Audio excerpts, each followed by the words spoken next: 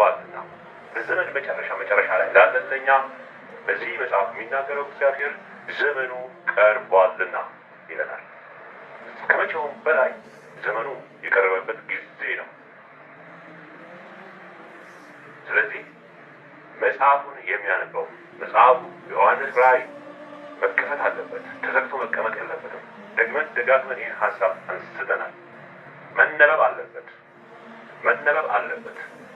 ዮሐንስ ራእይ መጽሐፉን የሚያነበው በውስጡ የተጻፈውን ትንቢት የሚያስተውል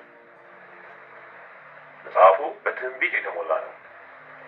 በውስጡ ትንቢት አለ።